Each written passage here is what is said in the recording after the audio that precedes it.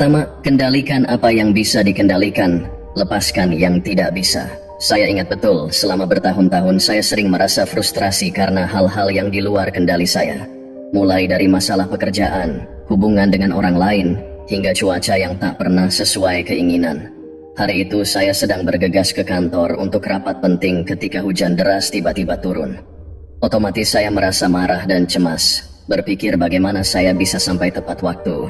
Bagaimana jika atasan saya marah? Pikiran-pikiran ini memicu stres yang membuat saya merasa tak berdaya. Namun, setelah mengenal Stoik, saya menyadari satu hal penting. Saya tidak bisa mengendalikan hujan, saya hanya bisa mengendalikan diri saya sendiri. Saat itu, saya berhenti sejenak, menarik napas dalam-dalam, dan menerima kenyataan bahwa saya akan terlambat. Alih-alih panik, saya mulai memikirkan hal-hal yang bisa saya lakukan. Saya mengirim pesan kepada rekan saya memberitahu bahwa saya akan terlambat. Kemudian, saya menunggu hujan mereda dan tiba di kantor dalam kondisi lebih tenang. Ternyata, rapat pun berjalan lancar. Bahkan tidak ada yang mempermasalahkan keterlambatan saya. Inilah salah satu momen pertama di mana saya benar-benar merasakan kekuatan filsafat Stoik. Mengendalikan apa yang bisa saya kendalikan, pikiran dan tindakan saya sendiri, adalah kunci penting dalam mengurangi stres dan kecemasan dalam hidup. Begitu saya bisa melepaskan hal-hal di luar kendali saya, hidup terasa lebih ringan. Pelajaran ini telah memberi saya ketenangan dalam menghadapi situasi yang penuh ketidakpastian, dan itu membuat saya merasa lebih bebas. Dari situlah saya mulai menyadari bahwa upaya mengendalikan hal-hal di luar kemampuan kita hanya akan membawa penderitaan, sementara menerima apa adanya membawa kedamaian. Kedua, latih diri dalam kesadaran. Seiring saya belajar tentang stoikisme, saya mulai menyadari pentingnya menjadi sadar sepenuhnya akan pikiran, emosi, dan reaksi saya terhadap berbagai situasi. Ada satu pengalaman yang begitu membekas dalam diri saya, yang benar-benar menggambarkan manfaat dari melatih kesadaran. Suatu sore, saya sedang berada di jalan yang ramai dengan kendaraan. Saya harus pulang setelah hari yang panjang di kantor, dan saya mulai merasa frustrasi dengan kemacetan yang seolah tidak ada habisnya. Biasanya, di situasi seperti itu pikiran saya akan langsung dipenuhi keluhan. Mengapa jalan selalu macet saat saya buru-buru? Mengapa orang lain tidak bisa lebih sabar? Semuanya serba salah. Saya tahu ini hanya membuat hati saya semakin gelisah. Namun, kali itu berbeda. Saya mengingat pelajaran dari Stoik. Kita tidak boleh bereaksi secara otomatis terhadap situasi, melainkan harus menyadari apa yang kita rasakan dan menghadapinya dengan bijaksana. Saya berhenti sejenak, menarik napas dalam-dalam, dan mencoba untuk memahami sumber frustrasi saya. Saya mulai menyadari bahwa kemacetan bukanlah masalah yang sebenarnya. Yang menjadi masalah adalah reaksi saya terhadap kemacetan tersebut. Dengan perlahan saya belajar untuk melepaskan emosi negatif dan berfokus pada apa yang bisa saya lakukan saat itu. Saya memasang musik yang menenangkan, melonggarkan bahu yang tegang, dan hanya menikmati momen itu. Ya, di tengah kemacetan, saya berusaha untuk sepenuhnya hadir, memperhatikan bagaimana perasaan tubuh saya, bagaimana saya bisa memilih untuk tidak membiarkan kemacetan menguasai mood saya. Di saat itu, saya merasa sesuatu yang luar biasa. Saya punya kendali atas bagaimana saya merespons. Saya tidak perlu terus-menerus terganggu oleh hal-hal eksternal, karena yang benar-benar penting adalah bagaimana saya menghadapi situasi tersebut. Semakin sering saya melatih kesadaran ini, semakin saya dapat menjaga diri tetap tenang dan terpusat, meskipun dunia di sekitar saya berantakan. Dari sana, saya belajar bahwa dengan melatih kesadaran diri, kita bisa mengurangi stres dan kecemasan yang seringkali berasal dari reaksi otomatis yang tidak disadari. Seperti yang diajarkan Stoik, kita punya kuasa penuh atas pikiran kita. Kita tidak harus menjadi budak dari perasaan negatif yang datang tanpa diundang. Kesadaran ini menjadi kunci yang membuka pintu bagi ketenangan batin dan kebahagiaan yang lebih konsisten dalam hidup saya. Ketiga, jangan biarkan pendapat orang lain mengendalikan Anda. Di masa lalu, saya adalah orang yang seringkali terpengaruh oleh apa yang dipikirkan atau dikatakan orang lain tentang saya. Kritik atau komentar negatif, sekecil apapun bisa langsung merusak suasana hati saya. Saya ingat pernah menerima kritik pedas di tempat kerja. Padahal saya sudah berusaha sebaik mungkin menyelesaikan tugas tersebut. Kritik itu membuat saya merasa buruk tentang diri sendiri selama berhari-hari. Saya meragukan kemampuan saya dan perasaan kecewa terus membayangi pikiran saya. Namun saat saya mendalami filsafat Stoik, saya mulai menyadari bahwa pendapat orang lain bukanlah cermin dari nilai diri saya yang sebenarnya. Stoik menekankan bahwa kita tidak dapat mengendalikan apa yang orang lain pikirkan, katakan, atau lakukan. Hal ini sepenuhnya berada di luar kendali kita. Yang bisa kita kendalikan adalah bagaimana kita bereaksi terhadap pendapat mereka. Seiring berjalannya waktu, saya belajar untuk menerima kritik dengan lebih bijak. Alih-alih merasa diserang atau meremehkan diri sendiri, saya mulai melihat kritik sebagai kesempatan untuk tumbuh dan belajar. Saya belajar memilah antara kritik yang membangun dan komentar yang hanya dilandasi oleh emosi atau ketidaktahuan orang lain. Jika memang ada hal yang bisa saya perbaiki, saya akan berusaha memperbaikinya. Namun, jika kritik itu tidak relevan atau terlalu personal, saya belajar untuk tidak membiarkan hal tersebut menguasai perasaan saya. Pengalaman ini membuat saya lebih tangguh dan mandiri secara emosional. Saya tidak lagi terlalu bergantung pada validasi dari orang lain untuk merasa baik tentang diri saya sendiri. Dengan tidak membiarkan pendapat orang lain mengendalikan saya merasa lebih bebas dan percaya diri. Stoik mengajarkan bahwa nilai diri kita tidak ditentukan oleh orang lain, melainkan oleh tindakan dan prinsip-prinsip kita sendiri. Keempat, memento mori, ingatlah bahwa kita akan mati. Satu konsep dalam filsafat Stoik yang pada awalnya terasa sangat menakutkan bagi saya adalah memento mori, yang berarti, ingatlah bahwa kamu akan mati. Pada awalnya saya merasa gagasan ini terlalu suram dan tidak nyaman. Namun, seiring waktu, saya mulai memahami makna yang lebih dalam di baliknya, dan bagaimana hal ini dapat memberi dampak positif dalam hidup saya. Suatu ketika, saya kehilangan seorang teman dekat secara tiba-tiba karena kecelakaan. Saat itu, saya benar-benar terguncang. Kehilangan itu membuat saya merenungkan betapa rapuhnya hidup dan bagaimana kita seringkali hidup seolah-olah kita punya waktu yang tidak terbatas. Saya menyadari bahwa saya telah menunda banyak hal penting dalam hidup saya. Perasaan, impian, bahkan sekadar meluangkan waktu dengan orang yang saya cintai. Saya selalu berpikir bahwa nanti masih ada waktu.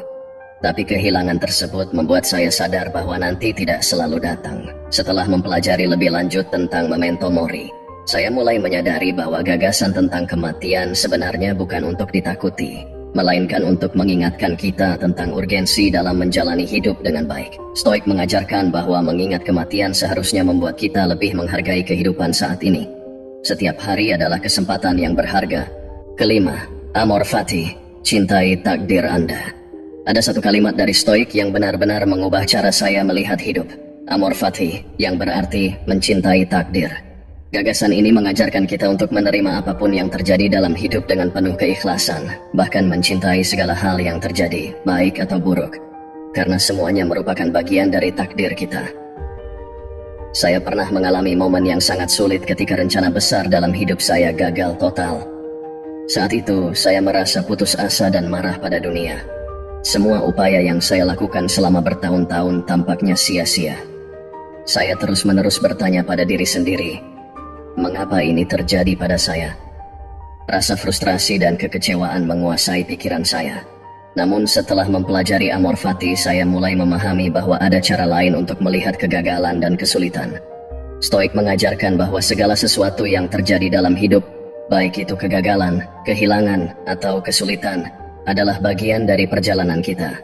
Kita tidak hanya harus menerima kenyataan tersebut, tetapi juga mencintainya, karena semua pengalaman, termasuk yang buruk, membantu membentuk diri kita yang lebih kuat dan bijaksana. Dengan mempraktikkan amor fati, saya belajar untuk melihat kegagalan sebagai pelajaran, bukan sebagai akhir dari segalanya.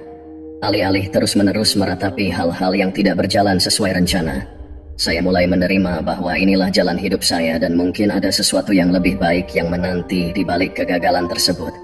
Pelajaran ini membuat saya lebih tangguh dan lebih optimis dalam menghadapi tantangan hidup. Saya mulai melihat setiap rintangan sebagai peluang untuk belajar dan tumbuh.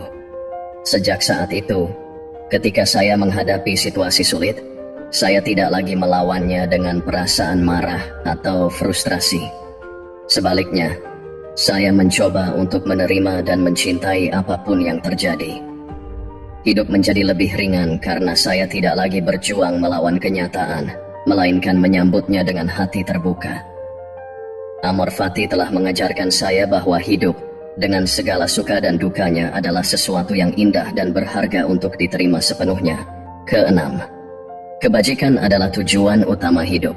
Stoik memandang kebajikan sebagai tujuan tertinggi dalam hidup, lebih dari sekadar kebahagiaan atau pencapaian materi.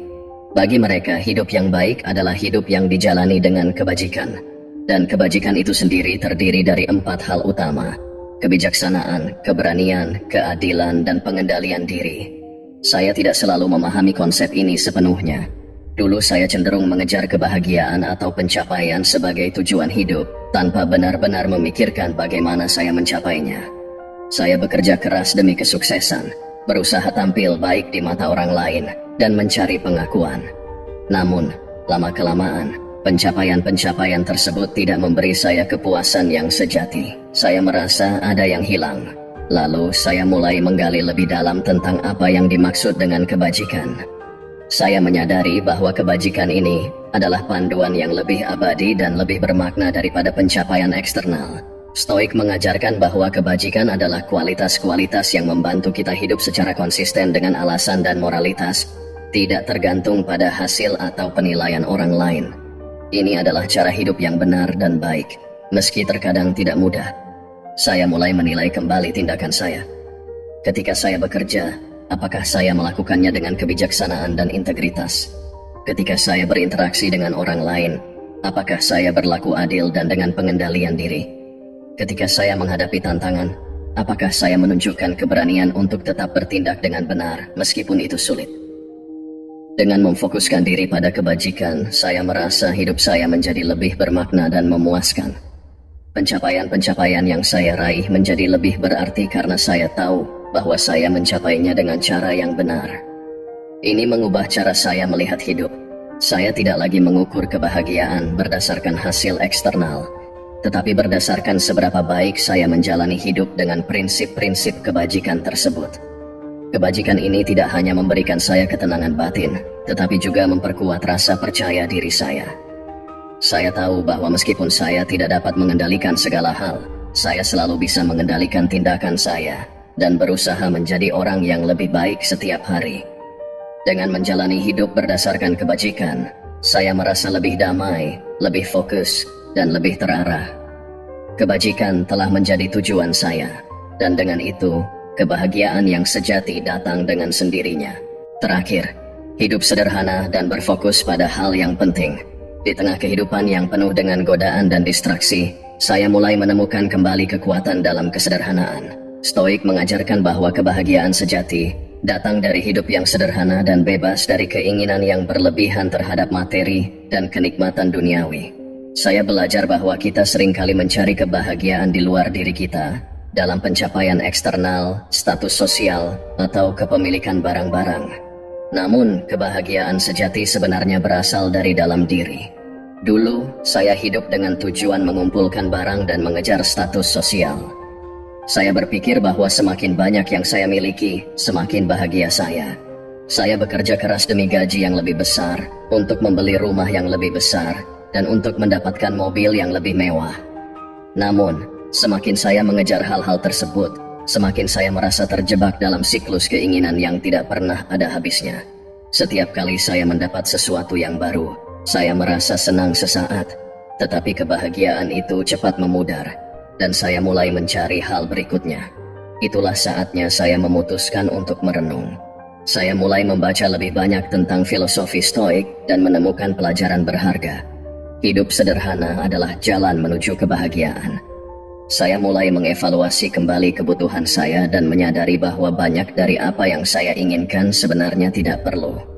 Saya mulai menghargai hal-hal kecil dalam hidup, menikmati waktu bersama keluarga, bersyukur atas kesehatan, dan merasakan kepuasan dalam melakukan pekerjaan dengan sepenuh hati. Dengan mengurangi keinginan untuk barang-barang dan status sosial, saya merasa hidup saya menjadi lebih ringan dan lebih bermakna. Saya tidak lagi terjebak dalam permainan konsumsi dan pencapaian yang tidak pernah berakhir. Saya belajar untuk menikmati momen-momen sederhana yang sebenarnya jauh lebih berharga daripada harta benda. Saya merasa lebih bebas dan lebih damai, karena saya tidak lagi terikat pada keinginan yang tidak ada habisnya. Dalam banyak hal, saya menemukan bahwa kebahagiaan yang sejati tidak terletak pada pencapaian luar, tetapi pada kemampuan untuk hidup dengan cara yang sederhana dan berfokus pada hal-hal yang benar-benar penting. Stoik mengajarkan kita untuk mencari kedamaian dalam diri kita, bukan dari dunia luar. Dengan hidup sederhana, kita dapat menemukan kebahagiaan dalam ketenangan dan dalam rasa syukur yang mendalam atas apa yang sudah kita miliki. Itulah 7 pelajaran hidup yang saya ambil dari filsafat Stoik.